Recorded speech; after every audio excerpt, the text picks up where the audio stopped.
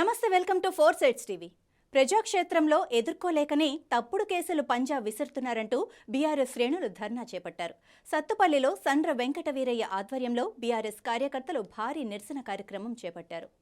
సత్తుపల్లిలోని BRS party నాయకులు, కార్యకర్తలు BJP Modi down down అంటూ నినాదాలు చేశారు. ఎన్నికల ముందు మోడీ ఆడుతున్న నాటకమని, కావాలనే ఈడీని ఉసిగొల్పారని నినాదాలు చేశారు. బీఆర్ఎస్ను, కేసీఆర్ను లక్ష్యంగా చేసుకుని రాజకీయంగా ఇరుకున పెడుతున్నారని, అందుకే కవితను అరెస్టు చేశారని విమర్శించారు.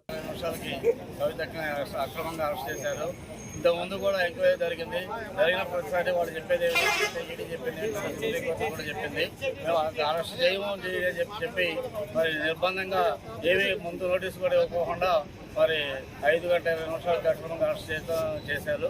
ఇది తీవ్రమైనటువంటి మరి ఒక రకమైన రాజకీయ ఉద్దేశంతో కూడుకున్న చర్య తప్ప ఇది ఏదన్నా ఉండే మాట అయితే మనకి ఉన్నటువంటి చట్టపరంగా పోతే ఇబ్బంది లేదు. కానీ చట్టపరంగా పోకుండా ఒక రకమైన దురుద్దేశంతో రాజకీయ కక్షతో చేశారు ఈ అరెస్ట్ని. దీన్ని అందరూ కూడా మరి యావత్ సమాజం కూడా ఖండించాలి.